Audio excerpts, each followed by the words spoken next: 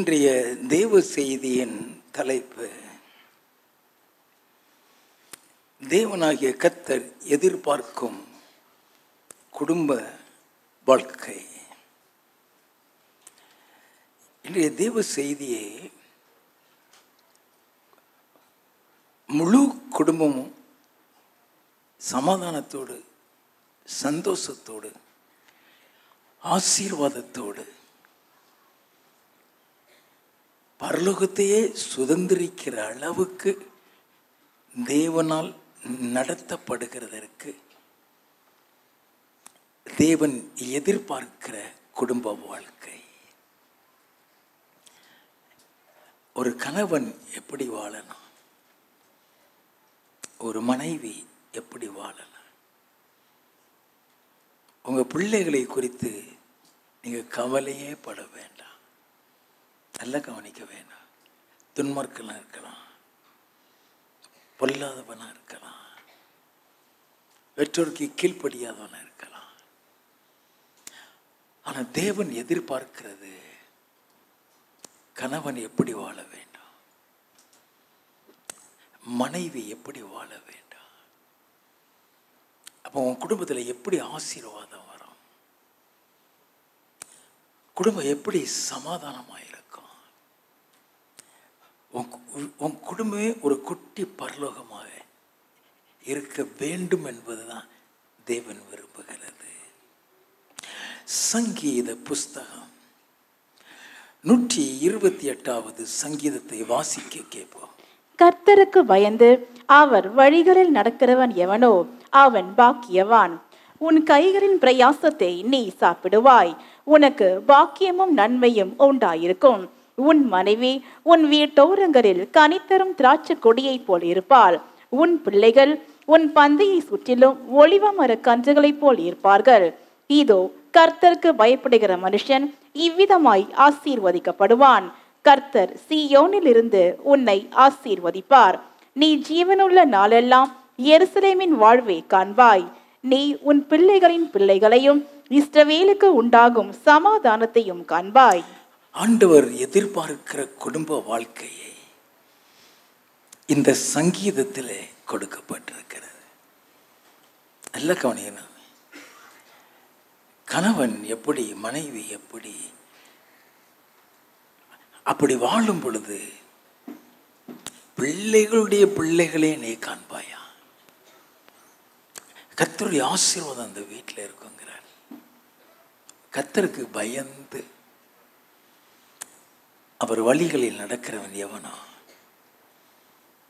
அவன் பாக்கியவான். Blessed are those who fear the Lord. ஆண்டவர் எதிர்பார்க்கிறது கணவன் மனைவிக்குள்ள கர்த்தருக்கு பயப்படுகிற ஒரு பயம். ஏனோ தானோன்னு சொல்லி வாழுகிற ஒரு வாழ்க்கை அல்ல. எல்லாம் கவனிக்க வேண்டும். ஆண்டவருக்கு பயப்படுகிற ஒரு பயத்தில் வாழுகிறது. நல்லா கவனிக்க வேண்டாம். எந்த காரியத்திலுமே நமக்கு ஒரு தடை வரவே கூடாது. ஏன்னா தடைகளை நீக்கி போடுகிற கர்த்தர் நமக்கு முன்னால போவார். எல்லா காரியத்தையும் அவர் வாய்க்க செய்வார். அப்போ ஆண்டவர் நம்மிடத்தில் எதிர்பார்க்கிறது எல்லாமே அவருக்கு பயப்படுகிற ஒரு பயம். சங்கீத புஸ்தகம் 128 1வது சங்கீதமும் 4வது சங்கீதம். கர்த்தருக்கு பயந்து அவர் வழிகளில் நடக்கிறவன் எவனோ அவன் பாக்கியவான். பாக்கியவான் சொன்னாலே ஆங்கிலத்தில் பிளஸ்ஸட்னு கொடுக்கப்பட்டிருக்கும். அவன் ஆசீர்வதிக்கப்பட்டவன் அர்த்தம். அவன் ஆசீர்வதிக்கப்பட்டவன்.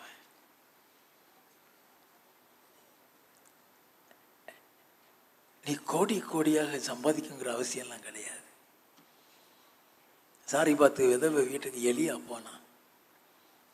அவட்ட கொஞ்சோண்டு மாவு, கொஞ்சோண்டு எண்ணெய் தான் இருந்துச்சு. தேசத்தில் மழை வருகிறது வரைக்கும், விளைச்சல் வருகிறது வரைக்கும் மாவு குறையும் இல்லை, கலசத்தில் உள்ள எண்ணெய் குறையும் இல்லை. அதுதான் ஆசீர்வாதம். நாமளே நம்முடைய வசதியை பெருக்க நினைக்க வேண்டாம். ஆசீர்வாதம் உன்னை தேடி வரும். You need not have to wander here and there for blessings. Simply sit at home. The blessing will come to your home. It will knock at your door. எல்லாம் கவனிக்க வேண்டாம். ஆசீர்வாதம் நம்மளை தேடி வரும். நீ எதை விதைக்கோ பல மடங்கு அதில் ஆசீர்வாதம் இருக்கு. அப்போ ஆண்டவர் எதிர்பார்க்கிறது, கர்த்தருக்கு பயந்த ஒரு வழியில் நடக்கிறவனோ அவன் பாக்கியவான். 4வது வசனம், இதோ கர்த்தருக்கு பயப்படுகிற மனுஷன் இவ்விதமாய் ஆசீர்வதிக்கப்படுவான். இவ்விதமாய் என்று சொல்லிட்டு இந்த 1வது வசனத்துக்கு 4வது வசனத்துக்கு இடையில கொடுக்கப்பட்ட ஆசீர்வாதங்கள் அத்தனையும் வந்து கிடைக்கும்னு எழுதப்படுகிறது. கர்த்தருக்கு பயப்படுகிறதுன்னு சொன்னா அவருடைய கட்டளைக்கு கீழ்ப்படுகிறது. நல்லா தெரிந்து கொள்ள வேண்டும். அவர் வேதத்தில் என்ன கட்டளை இருக்கு, அதுக்கு கீழ்ப்படிஞ்சிட்டினாலே உனக்குள்ள கர்த்தருக்கு பயப்படுற பயம் இருக்குன்னு அர்த்தம்.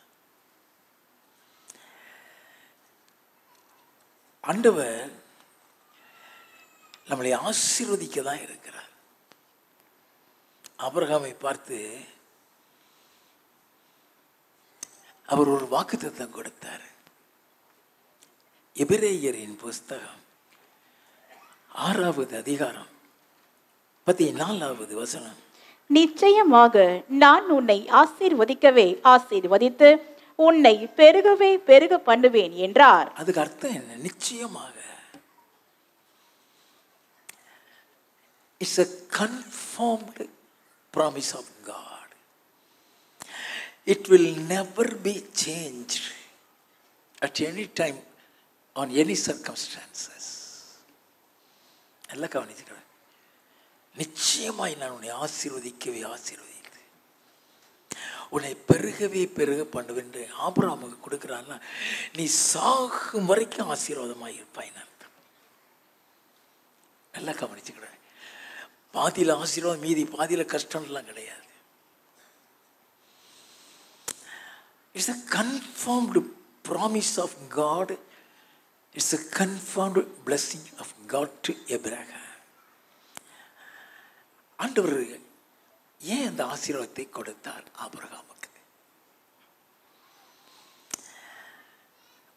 அவனுக்குள் ஒரு கர்த்தருக்கு பயப்படுற பயம் இருந்துச்சு. நல்லா கவனிக்க வேண்டும். நான் சொன்னேன் கர்த்தருக்கு பயப்படுறதுன்னு சொன்னா அவருடைய கட்டளைக்கு கீழ்ப்படுகிறது. ஆதியாகமம் 22வது அதிகாரம் முதல் 3 வசனம் வாசிப்போம். இந்த காரியங்கள் நடந்த பின்பு தேவன் ஆபிரகாமை சோதித்தார். எப்படி எனில் அவர் அவனை நோக்கி ஆபிரகாமே என்றார். அவன் இதோ அடியேன் என்றான். அப்பொழுது அவர் உன் புத்திரனும் உன் ஏகசுதனும் உன் நேசகுமாரனுமாகிய ஈசாக்கை நீ இப்பொழுது அழைத்து கொண்டு மோரியா தேசத்துக்கு போய் அங்கே நான் உனக்கு குறிக்கும் மலைகள் ஒன்றின் மேல் அவனை தகன பலியாக பலியிடு என்றார். இது சாதாரணமான ஒரு கட்டளை இல்லை. எந்த ஒரு மனுஷனாலும் முடியாத ஒரு கட்டளை. 100 வருஷத்துக்கு அப்புறம் அவனை பெற்றிருக்கான். அந்த 100 வருஷத்துக்கு அப்புறம் பெத்த அவன் இப்போ வாலிப பையனா இருக்கிறான். அவன் கை குழந்தை இல்லை. அவனை பலி செலுத்துன்னு சொல்ற. It's a commandment of God. அவர் சோதித்தருகிறார், ஒரு கட்டளையாய் கொடுக்கிறார். இதை செய், முடியாத ஒரு காரியத்தை செய்யின்னு சொல்றார். நல்லா கவனிச்சுக்கிடுங்க. 9வது வசனத்திலிருந்து தேவன் அவனுக்கு சொல்லியிருந்த இடத்துக்கு வந்தார்கள். அங்கே ஆபிரகாம் ஒரு பலிபீடத்தை உண்டாக்கி கட்டைகளை அடுக்கி தன் குமாரனாகிய ஈசாக்கை கட்டி அந்த பலிபீடத்தில் அடுக்கிய கட்டைகளின் மேல் அவனை கிடத்தினான். பின்பு ஆபிரகாம் தன் குமாரனை வெட்டும்படிக்கு தன் கையை நீட்டி கத்தியை எடுத்தான். ரெடி ஆயிட்டான், வெட்ட போகிறான். வாசிப்போம். அப்பொழுது கர்த்தருடைய தூதனானவர் வானத்தில் இருந்து ஆபிரகாமே ஆபிரகாமே என்று கூப்பிட்டார். அவன் இதோ அடியேன் என்றான். அப்பொழுது அவர், பிள்ளையாண்டான் மேல் உன் கையை போடாதே, அவனுக்கு ஒன்றும் செய்யாதே. நீ அவனை உன் புத்திரன் என்றும் உன் ஏகசுதன் என்றும் பாராமல் எனக்காக ஒப்பு கொடுத்தபடியினால் நீ தேவனுக்கு பயப்படுகிறவன் என்று இப்பொழுது அறிந்திருக்கிறேன் என்றார். நீ தேவனுக்கு பயப்படுகிறவன்,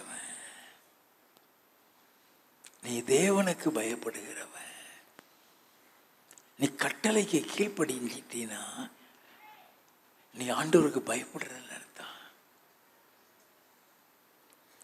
சங்கீதம் அப்படிதான் அவசியம். கர்த்தருக்கு பயந்து அவர் வழியில் நடக்கிற வேணும் அவன் பாக்கியவான். அப்ப ஆண்டவருக்கு பயப்படுறங்க. அவர் என்ன கட்டளை கொடுக்கிறார்? நம்ம சாதாரணமா வேதத்தை வாசித்துட்டு போயிடுவோம். We never knew the important blessings of God is hidden in the word of God. அதில் தான் ஆசீர்வாதமே மறைந்து கிடக்குன்னு தெரியாது. ஆபிரகாம் எப்படி அந்த கட்டளைக்கு கீழ்ப்படிக்க முடிஞ்சது? அப்புறமே உன் தகப்பன் வீடு, உன் தாய் வீடு, உன் சொந்த ஊரெல்லாம் விட்டுட்டு வான்னு சொன்னாரு, வந்தான். அது சாதாரணமானது.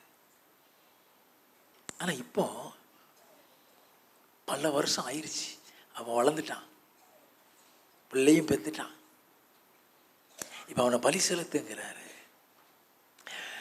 அந்த பலி எப்படி செலுத்த முடியும்? அந்த கட்டளைக்கு எப்படி கீழ்ப்படிய முடியும்? அதுக்கு சரியான அர்த்தம் என்ன? ஆபிரகாம் 100 வருஷம் கழிச்சு பெத்த மகனை விட 100 வருஷம் கழிச்சு பெத்த மகனை விட 75வது வயதில் தெரிந்து கொண்ட தேவன் மீது அன்பு அதிகமாக வச்சிருந்தான்.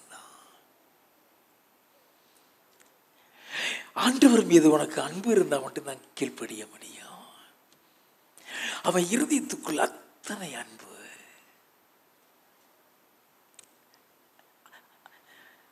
அவருடைய கற்பனைகளை நீ கை கொள்ளும் போது அவரிடத்தில் அன்பு வைத்திருக்கிறாயின்னு வேதம் சொல்லுகிறது. 1 யோவானின் புஸ்தகம் 5வது அதிகாரம் 3வது வசனம். நாம் தேவனுடைய கற்பனைகளை கை கொள்வதே அவரிடத்தில் அன்பு கூறுவதாம். அவருடைய கற்பனைகள் பாரமானவைகளும் அல்ல. நல்ல கவனிங்க. இந்த ஒரே ஒரு கற்பனைக்கு தான் அவன் கீழ்ப்படிந்தான் நினைக்காங்க. இதுதான் கிளைமேக்ஸ். அவனுக்கு கொடுக்கப்பட்ட கட்டளையிலே இந்த கிளைமேக்ஸ் கமெண்ட்மெண்ட் அதுதான். ஆபிரகாம் ஆண்டவர் மீது அன்பு வச்சிருக்கிறானா? ஆபிரகாம் ஆண்டவர் மீது விசுவாசம் வைத்திருக்கிறானா? அவனுடைய அன்பையும் அவனுடைய விசுவாசத்தையும் சோதிக்கக்கூடிய ஒரு சோதனை இது. அப்ப ஆபிரகாம் அந்த ஒரே ஒரு கட்டளைக்கு கீழ்ப்படிஞ்சான்னு நினைச்சிடாதீங்க. ஆதியாகமம் 26வது அதிகாரம் 4வது வசனம். ஆபிரகாம் என் சொல்லுக்கு கீழ்ப்படிந்து என் விதிகளையும் என் கற்பனைகளையும் என் நியமங்களையும் என் பிரமாணங்களையும் கை கொண்டபடியினால். அப்ப அவர் என்ன என்ன என்ன கட்டளையெல்லாம் கொடுத்தாரோ அத்தனைக்கும் கீழ்ப்படிஞ்சிருக்கிறார். நல்லா கவனிக்க வேண்டாம்.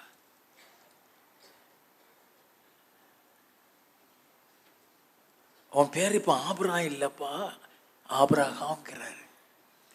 உன் மனைவி பேரு சாரா இல்லை, இனிமே சாராள்ங்கிறாரு. அப்படியே மாத்துகிறான். உன் குடும்பம், கோத்திரம், சொத்து, பத்து எல்லாத்தையும் விட்டுட்டு வாங்குறார். எல்லாத்தையும் விட்டுட்டு வர்றான். என்னெல்லாம் சொல்றாரோ அத்தனைக்கும் கீழ்ப்படுகிறான்.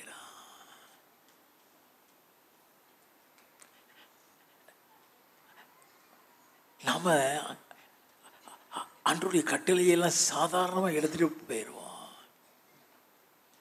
நல்லா கவனித்துக் கொள்ள வேண்டும். அதனால தான் அவன் பாக்கியவான். கர்த்தருக்கு பயந்து அவர் வழிகளில் நடக்க எவன் அவன் பாக்கியவான். இப்ப இந்த கர்த்தருக்கு பயப்படுகிறதுனால உண்டாகிற ஒரு சில நன்மையை பார்த்துட்டு தேவ செய்திக்குள்ள போகிறோம். நீதிமொழிகளின் புஸ்தகம் 14வது அதிகாரம் 26வது வசனம். கர்த்தருக்கு பயப்படுகிறவனுக்கு திட நம்பிக்கை உண்டு, அவன் பிள்ளைகளுக்கும் அடைக்கலம் கிடைக்கும். நல்ல கவனிங்க. கர்த்தருக்கு பயப்படுகிறவனுக்கு திட நம்பிக்கை உண்டு. அவன் எதை குறித்துமே கவலைப்பட மாட்டான். திட நம்பிக்கைன்னா confirmed belief upon God. He won't bother about anything. Let come what may. என்னனாலும் வரட்டும், அவர் பார்த்துக்கிடுவார். என்னனாலும் வரட்டும், அவர் பார்த்துக்கிடுவார். அதுக்கு எனக்கும் சம்பந்தம் இல்லைன்னு இருக்கிற திட்ட நம்பிக்கை எதை சொல்லுகிறது? அவன் பிள்ளைகளுக்கு அடைக்கலம் கிடைக்கும். பிள்ளைகளை பாதுகாத்துக்கிடுவார். அடைக்கலம், shelter. The Lord will protect your children. உன் பிள்ளைகளை பத்தி நீ பயப்படவே வேண்டாம். நம்மளால பாதுகாக்க முடியாது. The Lord will protect. நம்ம பிள்ளைகளை நீ கர்த்தருக்கு பயப்படுறியா, உன் பிள்ளைகளை பத்தி நீ கவலைப்படவே வேண்டாம். ஆபிரகாம், அவனுடைய குமாரன் ஈசாக்கு, அவனுடைய குமாரன் யாக்கோபு, அவனுடைய குமாரன் யோசேப்பு, சந்ததி சந்ததியாய் பரலோகத்தில் இருக்காங்க. அல்லேலூயா. அவங்க காரணம் ஆபிரகாமுடைய தெய்வ பயம்.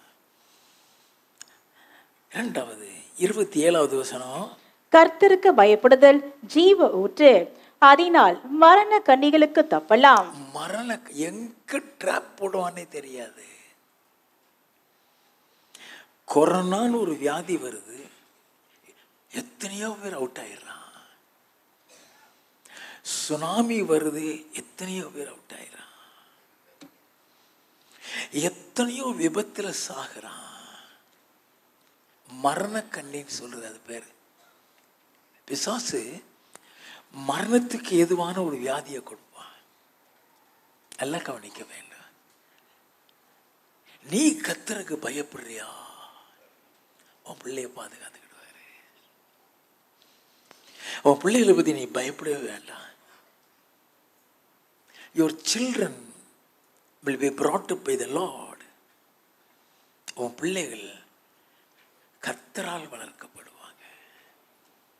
கர்த்தருக்கு பயப்படுகிற பயம்னு சொன்னா, ஒரு சின்ன பொய் சொன்னா கூட அவனுக்கு தூக்கம் வராது, தூக்கமே வராது. நல்லா கவனிக்க வேண்டும்.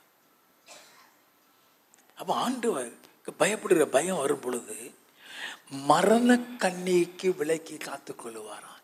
தானியேலை கொண்டு போய் சிங்க கவியில போட்டானுங்க. சிங்கம் சேதப்படுத்திச்சா? சாத்ராக், மயஷாக், ஆபேத்நேகோ கொண்டு போய் உலைய சூடு பண்ணி அக்கினி சூளையில கொண்டு போய் போட்டாங்க. கூட ஆண்டவர் உலாவினாரு.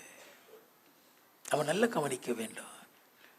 நீ எந்த விபத்தை சந்திச்சாலும் மறிக்க மாட்டாய். வேதம் அப்படிதான் சொல்லுது. கர்த்தருக்கு பயப்படுறவனுக்கு மரண கண்ணிக்கு தப்பலாம். பிசாசு போர் மரண கண்ணியிலிருந்து விளக்குவாரு. நீதிமொழிகள் 10வது அதிகாரம் 27வது வசனம். கர்த்தருக்கு பயப்படுதல் ஆயுசு நாட்களை பெருக பண்ணும். ஆயுசு நாட்களை பாதி வயதிலே செத்துற மாட்டேன். நல்லா கவனிக்க வேண்டும். போயிட்டே இருப்ப மண்டை போட்டுருவான்.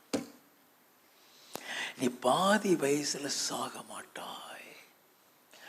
கர்த்தருக்கு பயப்படுற பயம் இருந்தா என்னைக்கு உன்னை எடுக்கணும்னு நினைக்காரோ அன்னைக்கு வரைக்கும் பிசாசால உன்னை தொடவே முடியாது. கர்த்தர் பாதுகாத்துக் கொள்வார். ஹல்லேலூயா. ஆதியாகமம் 15வது அதிகாரம் 15வது வசனம். நீ சமாதானத்தோடே உன் பிதாக்களிடத்தில் சேருவாய். சமாதானத்தோடே உன் பிதாக்களிடத்தில் சேருவாய். நல்ல முதிர் வயதிலே அடக்கம் பண்ணப்படுவாய். ஆண்டவர் சொல்றாரு, ஆபிரகாமை பார்த்து சொல்றாரு, நீ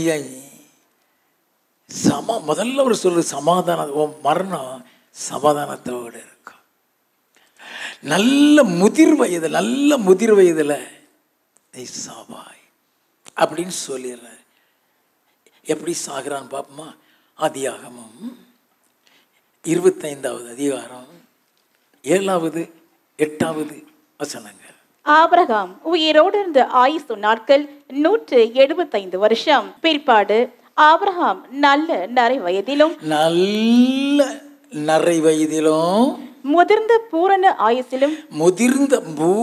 ஆயுசிலும் பிராணன் போய் மரித்து தன் ஜனத்தாரோடு சேர்க்கப்பட்டான். அப்போ நீ கர்த்தருக்கு பயப்படுகிற பயம் இருந்த நான் வாழுவேன், அதிக நாட்கள் இருப்பேன். உன் உயிரை பாதி வழியில் எடுக்கணும்னு பிசாசு நினைச்சாலும் தோத்து போயிடுவான். அல்லேலூயா. சங்கீத புஸ்தகம் 111வது சங்கீதம் 10வது வசனம். கர்த்தருக்கு பயப்படுதலே ஞானத்தின் ஆரம்பம், அவனுடைய கற்பனைகளின்படி செய்கிற யாவருக்கும் நற்புத்தி உண்டு. நல்ல கவனிங்க, அது ஞானத்தின் ஆரம்பம். நீ ஆண்டவருக்கு பயப்பட உனக்கு அவரே ஞானத்தை கொடுப்பார். உன் குடும்பத்தை எப்படி நடத்தணும், உன் தொழிலை எப்படி நடத்தணும், உன் ஊழியத்தை எப்படி நடத்தணும், அந்த விஷ்ணு அவர்கிட்ட இருந்து வரும். அந்த ஞானத்தை கொடுத்து நடத்துவார். அதே மாதிரி கர்த்தருக்கு நம்ம பயப்படும் பொழுது வேதம் சொல்கிறது, மறுபடியும் வாசிங்க. கர்த்தருக்கு பயப்படுதலே ஞானத்தின் ஆரம்பம், அவருடைய கற்பனைகளின்படி செய்கிற யாவருக்கும் நற்புத்தி உண்டு. நல்ல புத்தின்னு அர்த்தம் தெரியுமா? நல்ல புத்தின்னு உங்களுக்கு தெரியும். யாரையும் கெடுக்க மாட்டான், யாரையும் கெடுக்கவே மாட்டான். கெடுக்கிறதுக்குனே ஒரு கூட்டம் உனக்கு கூட இருப்பான். கூட இருந்து உன் கொதவழி அறுத்துக்கிட்டே இருப்பான், உனக்கே தெரியாது. உனக்கே அதான் கர்த்தருக்கு பயப்படுற பயம் இருந்ததுன்னா யாருக்குமே தீமை செய்ய மாட்டான். அல்லேலூயா. போகட்டும். இயேசு கிறிஸ்துவும் இந்த கர்த்தருக்கு பயப்படுறதை பற்றி சொன்னார். லூக்கா 12வது அதிகாரம் 4வது 5வது வசனங்கள். என் சிநேகிதராகிய உங்களுக்கு நான் சொல்லுகிறேன், சரீரத்தை கொலை செய்து அதன் பின்பு அதிகமாக ஒன்றும் செய்ய திராணி இல்லாதவர்களுக்கு பயப்படாதிருங்கள். நல்லா கவனிக்க வேண்டும். சரீரத்தை கொல்றவனுக்கு பயப்படாத, நீங்கள் இந்நாருக்கு பயப்பட வேண்டும் என்று உங்களுக்கு காண்பிக்கிறேன். கொலை செய்த பின்பு நரகத்திலே தள்ள வல்லமை உள்ளவருக்கு பயப்படுங்கள். உன்னை நரகத்துல தள்ளுறது கர்த்தர் தான், அவருக்கு பயப்படு. ஐயோ, இந்த பாவம் செய்த நரகத்துக்கு போயிருவோமே, fear of God தான். ஐயோ, ஒரு பொய் சொல்லிட்டா நரகத்துக்கு போயிருவோமே.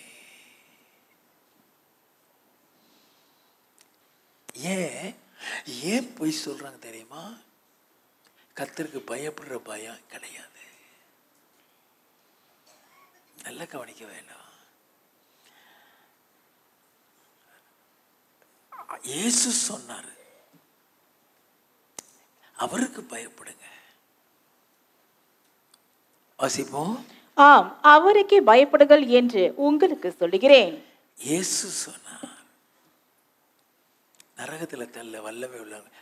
தானியேல் ஆண்டவருக்கு பயந்து இருந்தவன், அவன் வேலையில ரொம்ப உண்மையா இருந்தான்.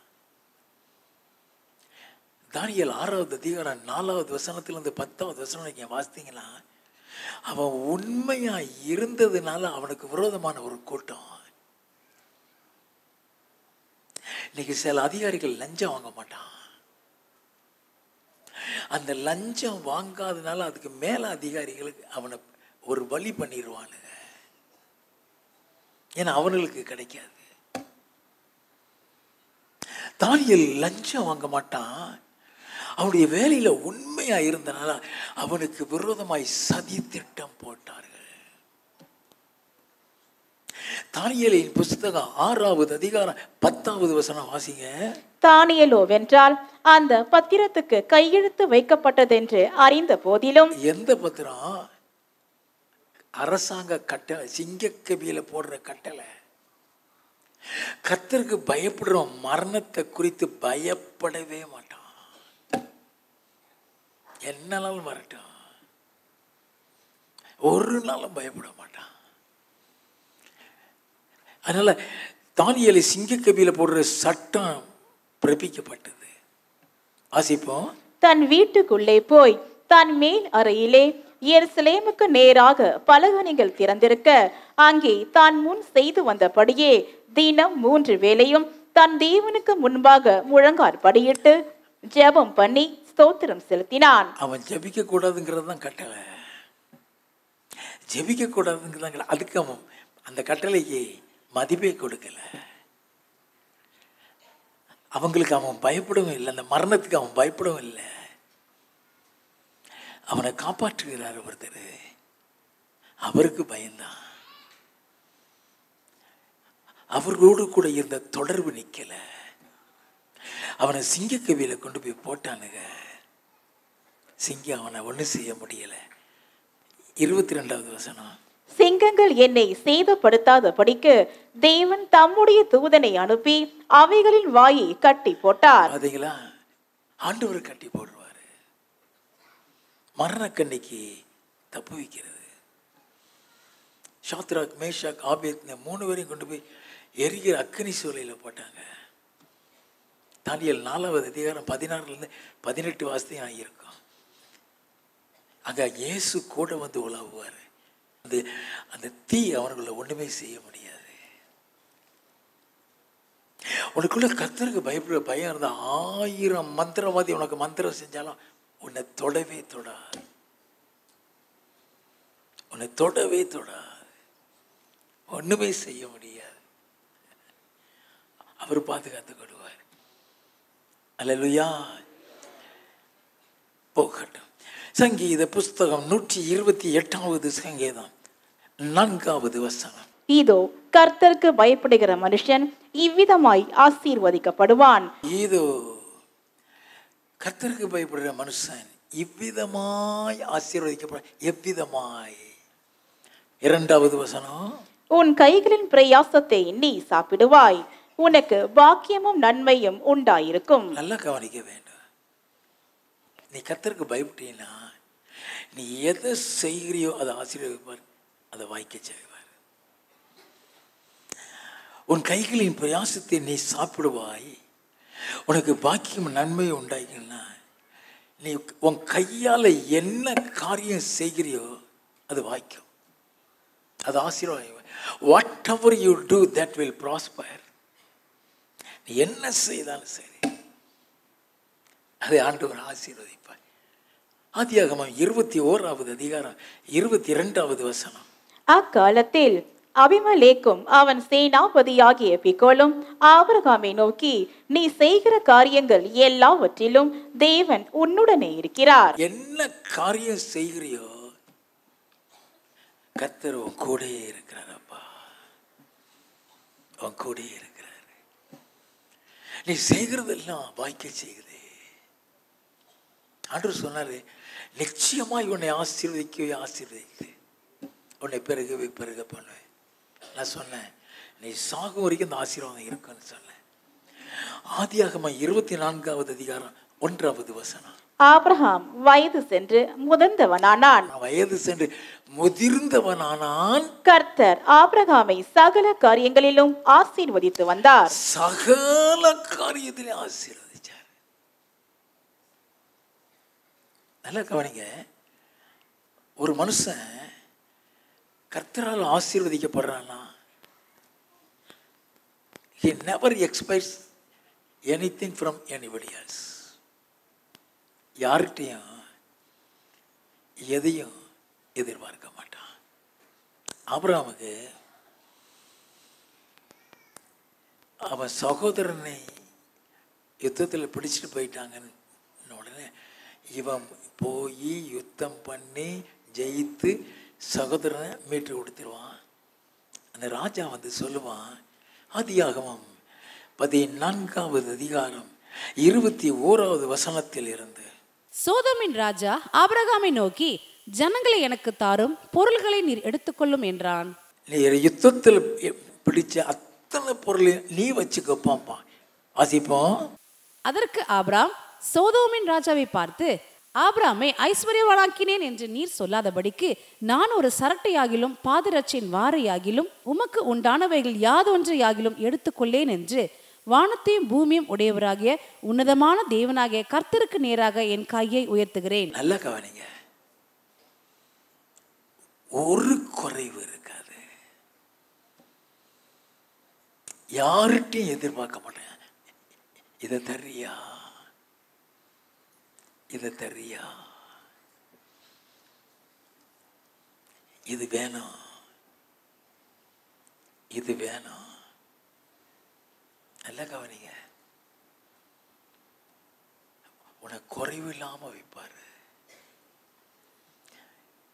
யாராவது நமக்கு இதை வாங்கி தந்துட மாட்டாங்களா?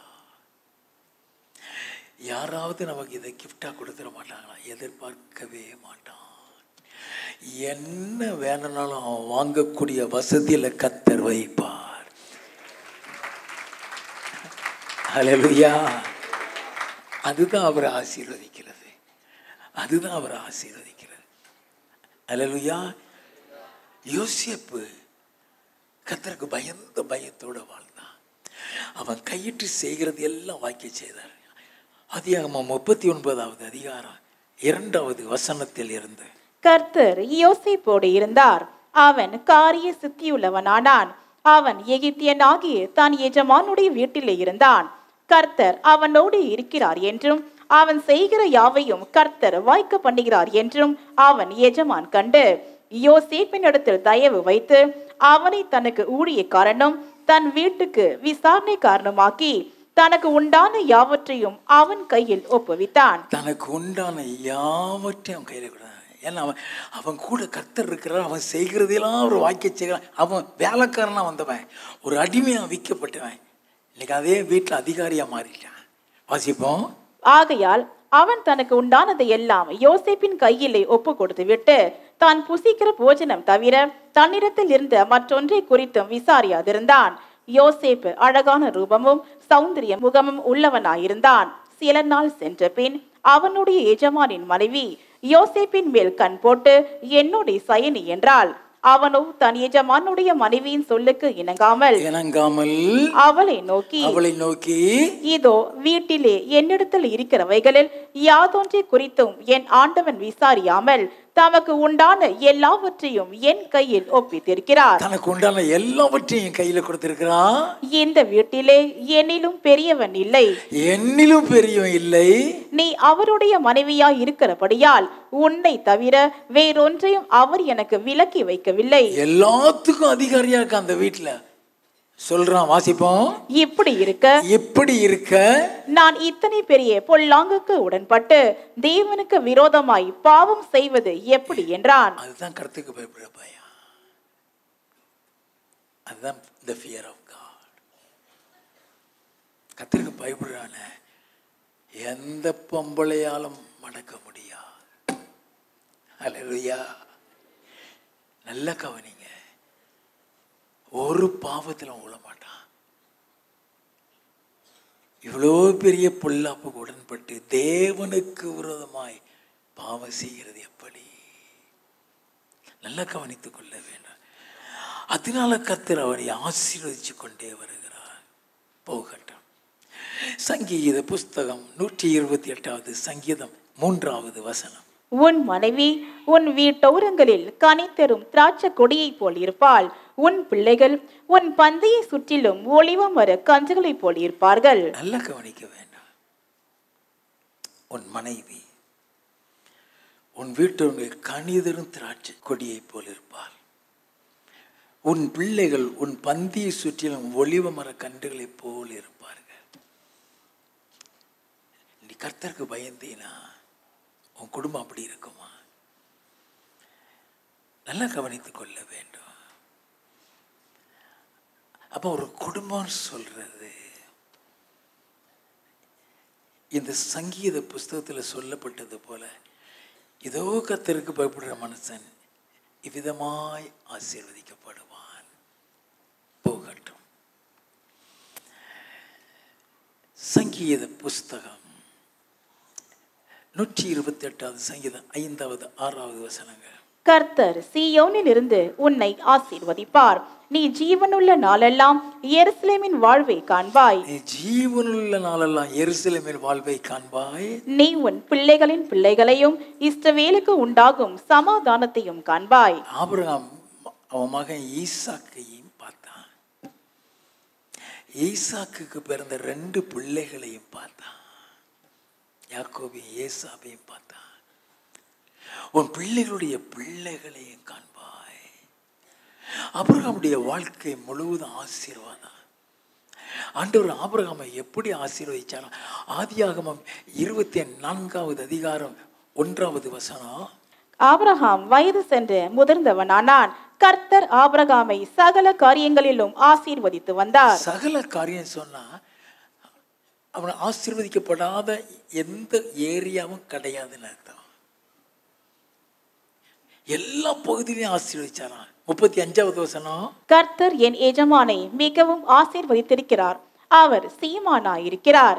கர்த்தர் அவருக்கு ஆடு மாடுகளையும் வெள்ளியையும் பொன்னையும் வேலைக்காரரையும் வேலைக்காரிகளையும் ஒட்டகங்களையும் கழுதைகளையும் கொடுத்திருக்கிறார். நல்லா கவனிக்க வேண்டும். அதுதான் ஆசீர்வாதம். பிள்ளையுடைய பிள்ளையும் பார்த்துட்டான். போகட்டும். கர்த்தருக்கு பயப்படுற பயம் இருந்தா உன் குடும்பத்தில் சமாதானம் இருக்கும். சங்கீத புஸ்தகம் 29வது சங்கீதம் 11வது வசனம். கர்த்தர் தமது ஜனத்திற்கு பலன் கொடுப்பார். கர்த்தர் தமது ஜனத்திற்கு சமாதானம் அருளி அவர்களை ஆசீர்வதிப்பார். சமாதானம் அருளி அவர்களை ஆசீர்வதிப்பார். ஆபிரகாமுக்கு கொடுக்கப்பட்ட மிகப்பெரிய ஆசீர்வாதம் பரலோகம் தான். நல்ல கவனிங்க. ஆதியாகமம் 25வது அதிகாரம் 7வது 8வது வசனங்கள். ஆபிரகாம் உயிரோடு இருந்த ஆயுசு நாட்கள் 175 வருஷம். பிற்பாடு ஆபிரகாம் நல்ல நரை வயதிலும் முதிர்ந்த பூரண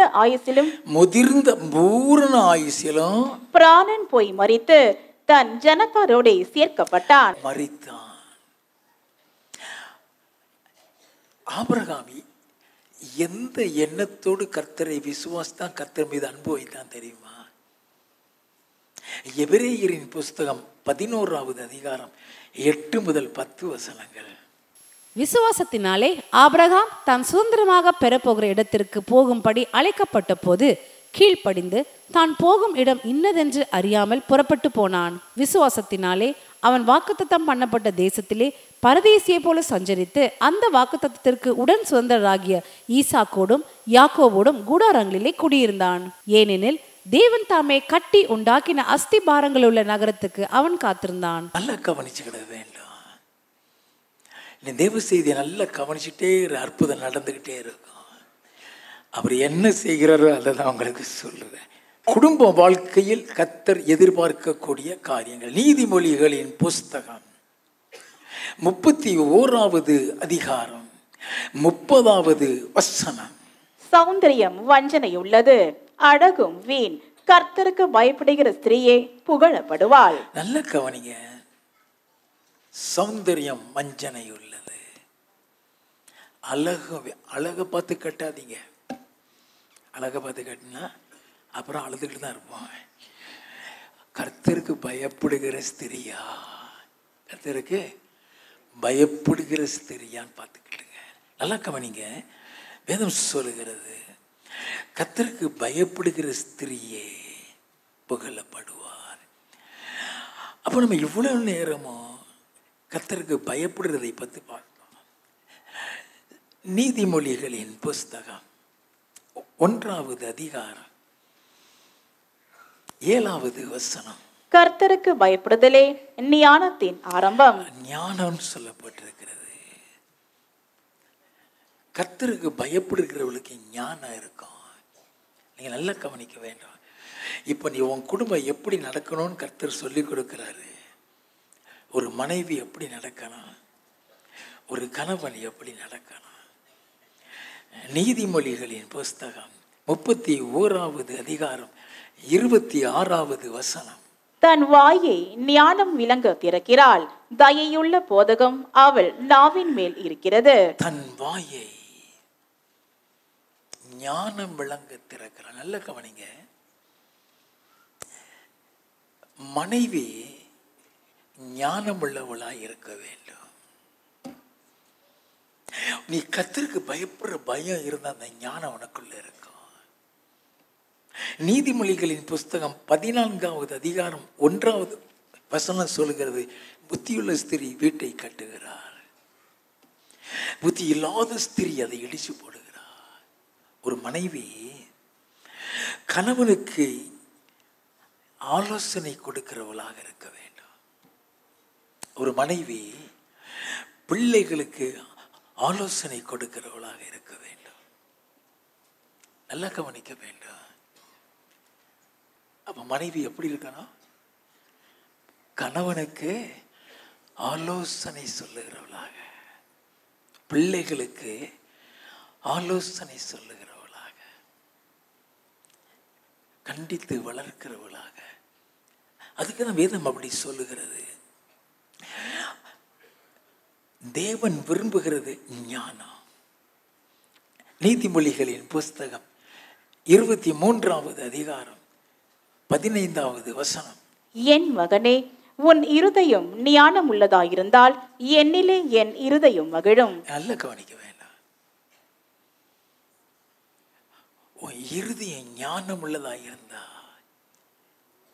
என்னிலே என் இருதயம் மகிழும். பாரு, சில நேரங்கள்ல நம்ம ஒரு ஞானம் இல்லாத ஒரு காரியம் செஞ்சிட்டோம்னா நமக்குள்ளேயே நம்ம இருதயம் துக்கப்பட்டது மாதிரி தெரியும். அது நம்ம துக்கப்படலை, அவர் துக்கப்பட்டார். அது உன் இருதயத்துல காட்டுறாரு. நீ பாவம் செய்த அவர் எப்படி துக்கப்படுவாரோ அதே மாதிரி ஞானம் இல்லாம செய்திட துக்கப்படுவாரு. ஆபிரகாம் தேவனுடைய சிநேகிதன் எனப்பட்டவன் தான். சாராள் ஆபிரகாமுக்கு அப்படி கீழ்ப்பிடிச்சவதான். ஆனா ஞானம் இல்லாத ஒரு காரியம் செய்துட்டா. ஆதியாகமம் 16வது அதிகாரம் 1வது 2வது வசனங்கள். ஆபிராமுடைய மனைவியாகிய சாராய்க்கு பிள்ளை இல்லாதிருந்தது. எகிப்து தேசத்தால் ஆகிய ஆகார் என்னும் பேர் கொண்ட ஒரு அடிமை பெண் அவளுக்கு இருந்தாள். சாராய் ஆபிராமை நோக்கி, நான் பிள்ளை பெறாதபடிக்கு கர்த்தர் என் கற்பத்தை அடைத்திருக்கிறார். என் அடிமை பெண்ணோட சேரும், ஒருவேளை அவளால் என் வீடு கட்டப்படும் என்றால். நல்ல கவனிங்க, அது ஞானம் இல்லாத செயல், அது ஞானமற்ற செயல். அது வரைக்கும் சமாதானமான இருந்த குடும்பத்துல சமாதானமே போயிடுச்சு. நல்லா கவனித்துக் கொள்ள வேண்டும். வீட்டில் வேலை பார்க்கிறவள கணவனுக்கு மர்மனையாட்டியா கொடுத்துடுறா. அதை தொடர்ந்து வாசித்தீங்கன்னா அங்க பெரிய சண்டையே வந்துடும். கடைசியில் அவளை கொடுமைப்படுத்தி அவள் வீட்டை விட்டு ஓடி போயிடுவா. நல்லா கவனிச்சு கொள்ள வேண்டும். 1 தீமோத்தேயுவின் புஸ்தகம் 2வது அதிகாரம் 11வது 12வது வசனங்கள். ஸ்திரீயானவள் எல்லாவற்றிலும் அடக்கமுடையவளாயிருந்து எல்லாவற்றிலும் அடக்கமுடையவளாயிருந்து அமைதலோடு கற்றுக்கொள்ள கடவள். அமைதலோடு கற்றுக்கொள்ள கடவுள். உபதேசம் பண்ணவும் புருஷன் மேல் அதிகாரம் செலுத்தவும் ஸ்திரீயானவளுக்கு நான் உத்தரவு கொடுக்கிறதில்லை. அநேக வீட்டில் புருஷன் தான் கை கட்டிட்டு நிற்பான். அங்க பிரைம் மினிஸ்டர் அந்த அம்மா தான். நல்லா கவனிங்க. நீ புருஷனை அதிகாரம் பண்ணிட்டியா, நீ புருஷனுக்கு விரோதமாக கோபப்பட்டு சண்டை போட்டுட்டியா, ஆசீர்வாதத்தை இழந்து விடுவாய். வசனத்தின்படி நல்லா கவனிக்க வேண்டும். நமக்கு தெரியாது. நீ ஒரு கட்டளைக்கு நீ விரோதமாய் நடக்கும் பொழுது ஆசீர்வாதத்தை நம்ம இழந்துடுறோம். வாசிப்போம். அவள் அமைதலாய் இருக்க வேண்டும். அவள் அமைதலாய் இருக்க. அதிகாரம் புருஷன் மீது அதிகாரம் ஒரு நாளும் செலுத்தக்கூடாது. இதை செய் சொல்லக்கூடாது. ஆண்டவர் எதிர்பார்க்கக்கூடிய காரியங்கள் என்ன? நல்லா கவனிங்க. நீ ஒரு ஏரியாவில் நீ குடியிருக்கேனா, ஸ்திரீயானவள் நற்சாட்சி உள்ளவளாக இருக்க வேண்டும். அவ பெரிய வாயாடியாச்ச, பக்கத்து வீட்டுக்காரி சொல்லக்கூடாது. அவ பெரிய கஞ்ச பிசினரி, கருவேப்பிலை கூட கொடுக்க மாட்டான். இவ கருவேப்பிலை கூட வாங்க மாட்டான். அது தெரியாது. நல்லா கவனிங்க. நற்சாட்சினா என்ன? ரூத்தின் புஸ்தகம் 2வது அதிகாரம் 10 முதல் 12 வசனங்கள். அப்பொழுது அவள் தரையிலே முகங்குப்புற விழுந்து வணங்கி, நான் அந்நிய தேசத்தாலாயிருக்க நீர் என்னை விசாரிக்கும்படி எனக்கு எதினாலே உம்முடைய கண்களில் தயை கிடைத்தது என்றாள். நல்ல எதினாலே உன் கண்ணில் தயை கிடைச்சதுயா? ரூத்து போவாஸ்ட கேட்கிறா. வாசிப்போம்.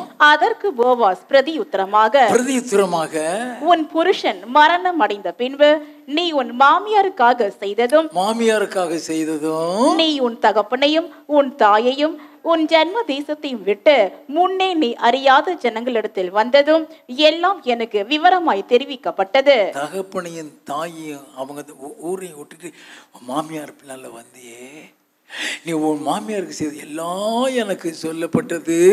உன் செய்கைக்கு தக்க பலனை கர்த்தர் உனக்கு கட்டளையிடுவாராக. இஸ்ரவேலின் தேவனாகிய கர்த்தருடைய செட்டைகளின் கீழ் அடைக்கலமாய் வந்த உனக்கு அவராலே நிறைவான பலன் கிடைப்பதாக என்றான். உன்னை குறித்து நீ இப்படியெல்லாம் நீ செய்தான்னு சொன்னாங்க. 3வது அதிகாரம் 11வது வசனம். இப்போதும் மகளே, நீ பயப்படாதே, உனக்கு வேண்டியபடி எல்லாம் செய்வேன்.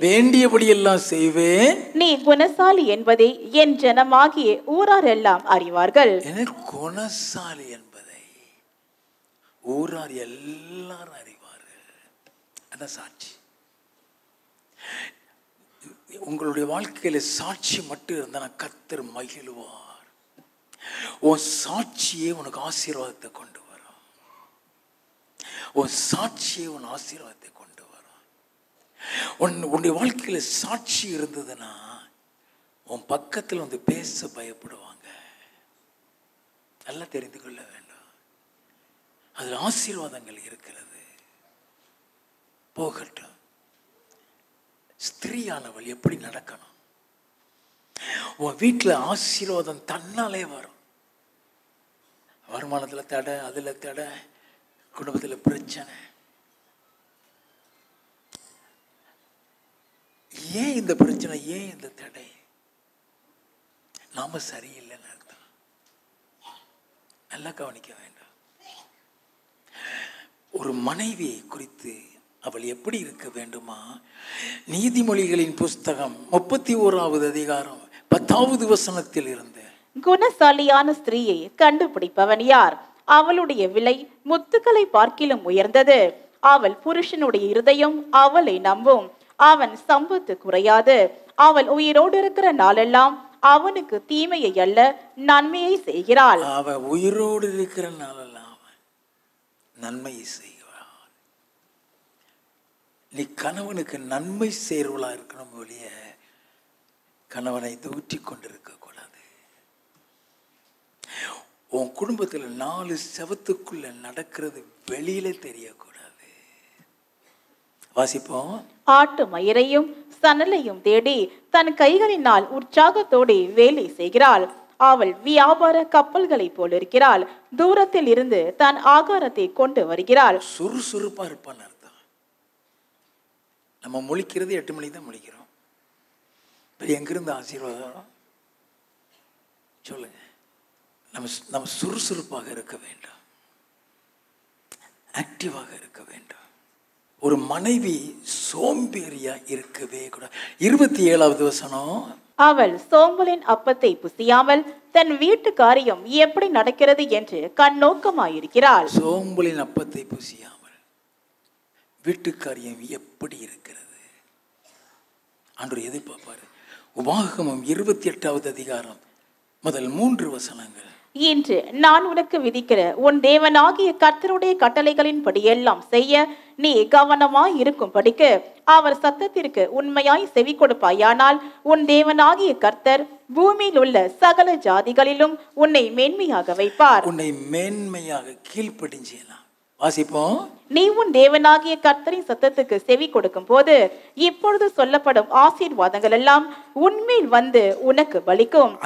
அந்த அதிகாரம் முழுவதும் ஆசீர்வாதம் தான். நீ பட்டணத்திலையும் ஆசீர்வதிக்கப்பட்டிருப்ப, வெளியிலையும் ஆசீர்வதிக்கப்பட்ட, நீ போக்கிலும் ஆசீர்வதிக்கப்பட்டிருப்ப, வளரத்திலும் ஆசீர்வதிக்கப்பட்டிருப்ப.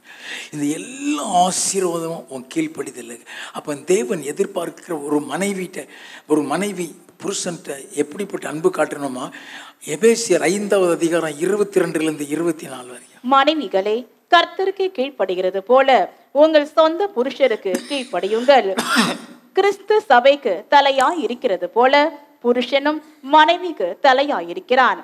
அவரே சரீரத்திற்கும் இரட்சகராயிருக்கிறார். ஆகையால் சபையானது கிறிஸ்துவுக்கு கீழ்ப்படுகிறது போல மனைவிகளும் தங்கள் சொந்த புருஷர்களுக்கு எந்த காரியத்திலேயும் கீழ்ப்படிந்திருக்க வேண்டும். சபையானது கிறிஸ்துவுக்கு கீழ்ப்படுகிறது போலனா அது என்ன கீழ்ப்படிதல்?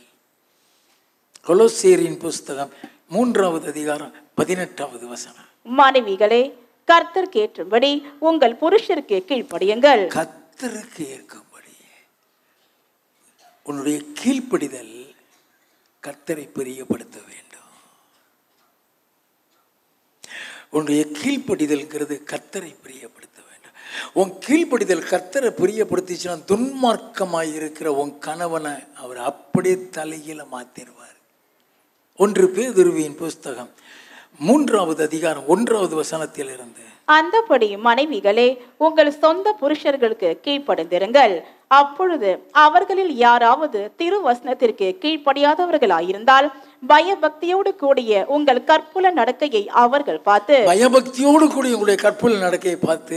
போதனையின்றி மனைவிகளின் நடக்கையினாலேயே ஆதாயப்படுத்திக் கொள்ளப்படுவார்கள்.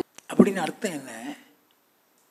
உன்னுடைய கீழ்ப்படிதல்ல அன்பு இருக்க வேண்டும், சாந்தம் இருக்க வேண்டும், பொறுமை இருக்க வேண்டும். அந்த கீழ்ப்படிதல்ல துன்மார்க்கமான கணவன் கூட ரட்சிக்கப்பட்டுருவான். ஒரு கணவனுடைய இருதயம் மாறக்கூடிய ஒரு அன்புக்கு பேரு தான் சபையானது கிறிஸ்துவின் மீது வைக்கிற அன்புன்னு சொல்லப்பட்டிருக்கும். ரூத்தின் புஸ்தகம் 3வது அதிகாரம் முதல் 5 வசனமும் 10வது வசனமும் வாசித்து பார்த்துக்கிடுங்க. அந்த ரூத் தான் மாமியாருக்கு எப்படி கீழ்ப்படிந்திருந்தா. அவள் சொல்ற கட்டளைக்கு அவளுடைய விருப்பத்துக்கு அவள் இடம் கொடுக்கல. கொஞ்சம் வயசுக்காரி தான், கொஞ்சம் வயசுல விதவி ஆயிட்டா. அவள் ஒரு வயசான ஆளை போய் கல்யாணம் கட்டுன்னு சொல்றா. வேண்டான்னு சொல்லல, நீ சொன்னபடிலாம் செய்கிற. ரூத்தின் புஸ்தகம் 3வது அதிகாரம் 10வது வசனம் வாசிங்க. அதற்கு அவன், மகளே, நீ கர்த்தரால் ஆசீர்வதிக்கப்படுவாயாக. நீ தரித்திரரும் ஐசுரைவான்களுமான வாலிபர்களின் பிறகே போகாததினால் உன் முந்தின நற்குணத்தை பார்க்கிலும் உன் பிந்தின நற்குணம் உத்தமமாயிருக்கிறது. எதனால? 5வது வசனம் வாசிங்க. அதற்கு அவள், நீர் எனக்கு சொன்னபடியெல்லாம் செய்வேன் என்றாள். நீ என்ன சொல்றியோ செய்கிற, நீ என்ன சொல்றியோ செய்கிற. அந்த கீழ்ப்படிதல்ங்கிறது உன் விருப்பத்துக்கு இடம் கொடுக்க கூடாது, உன் இஷ்டத்துக்கு இடம் கொடுக்க கூடாது. உன் கனவை என்ன சொன்னாலும் கீழ்ப்படிகிறது. நல்லா தெரிந்து கொள்ள வேண்டும். நீதிமொழிகள் 31வது அதிகாரம் 28, 29. அவன் பிள்ளைகள் எழும்பி அவளை பாக்கியவதி என்கிறார்கள். அவள் புருஷனும் அவளை பார்த்து அநேகம் பெண்கள் குணசாலிகளாய் இருந்ததுண்டு, நீயோ அவர்கள் எல்லாருக்கும் மேற்பட்டவள் என்று அவளை புகழ்கிறான். இல்ல கவனிங்க, நீ எவ்வளவுத்துக்கு எவ்வளவு நேசிக்கிறியோ, அன்பு காட்டுகிறியோ, நீ கருப்பா இருந்தாலும் உன் புருஷன் கண்ணுக்கு நீ கிளியோப்பட்டவா தெரிவ. அல்லேலூயா. அந்த கீழ்ப்படிதல், அந்த அன்புல தான் அழகே இருக்கு, சௌந்தரியம் எழுதப்பட்டிருக்கல்லவா. கர்த்தருக்கு எப்படி தெரிய புகழப்படும். உன்னுடைய கீழ்ப்படிதல் உன்னுடைய நடக்க அங்க கலருக்கு அங்கதான் மேட்ரே. அல்லேலூயா. போகட்டும்.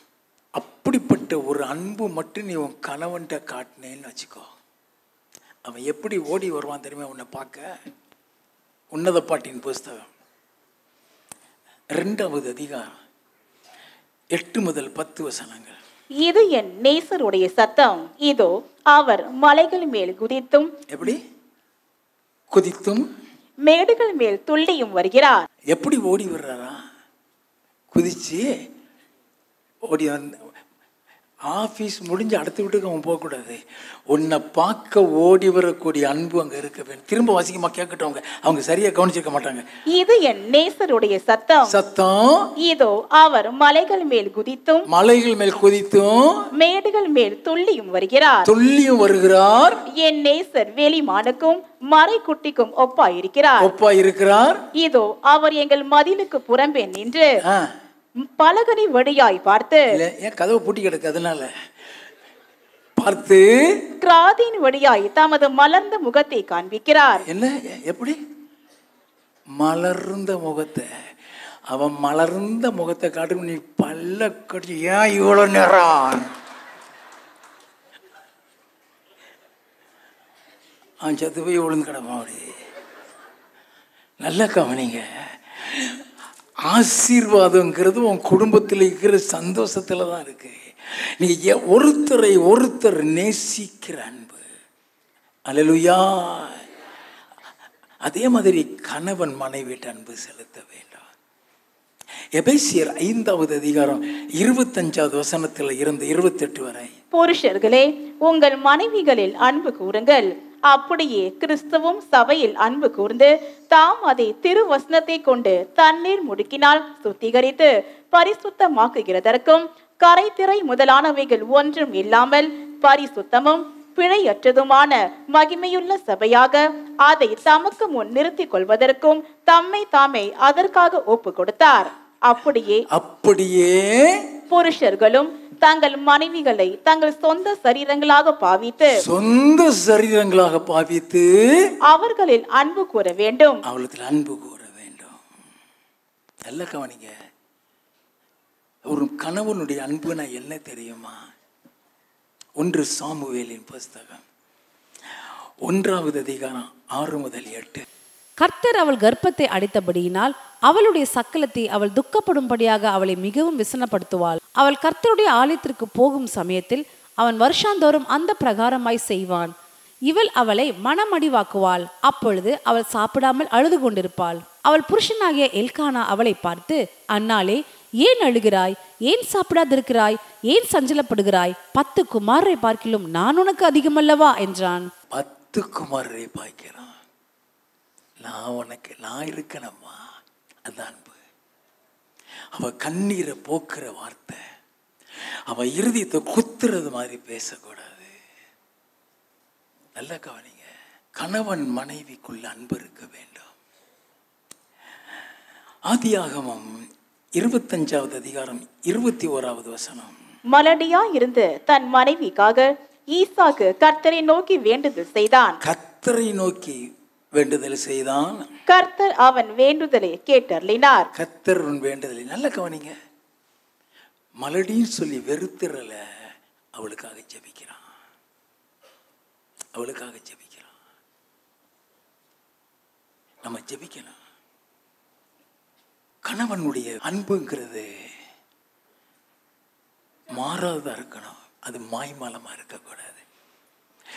ஆதியாகமம் 21வது அதிகாரம் 2வது வசனம். ஆபிரகாம் முதல் வயதாயிருக்கையில் சாராள் கர்ப்பவதியாகி தேவன் குறித்திருந்த காலத்திலே அவனுக்கு ஒரு குமாரனை பெற்றாள். நல்ல ஆபிரகாமுக்கு 100 வயசுல பிள்ளைய பெறா. 9வது வசனத்திலிருந்து, பின்பு எகிப்து தேசத்தாலாகிய ஆகார் ஆபிரகாமுக்கு பெற்ற குமாரன் பரியாசம் பண்ணுகிறதை சாராள் கண்டு, நல்ல கவனி, சாராள் கண்டு ஆபிரகாமை நோக்கி, இந்த அடிமை பெண்ணையும் அவள் மகனையும் புறம்பே தள்ளும். இந்த அடிமை பெண்ணின் மகன் என் குமாரனாகி ஈசாக்கோடே சுதந்திரவாளியாய் இருப்பதில்லை என்றாள். இவன் அந்த பையனுக்கு இப்போ 14 வயசு. அவன் அனுப்புங்கிறான். வாசிப்போம். தன் மகனை குறித்து சொல்லப்பட்ட இந்த காரியம் ஆபிரகாமுக்கு மிகவும் துக்கமாயிருந்தது. அதிகமான வேதனை. இவ்வளவு நாள் நம்ம கூட இருந்துட்டு வச்சுட்டு அவ்வளவு விரட்டுங்கிறாளே.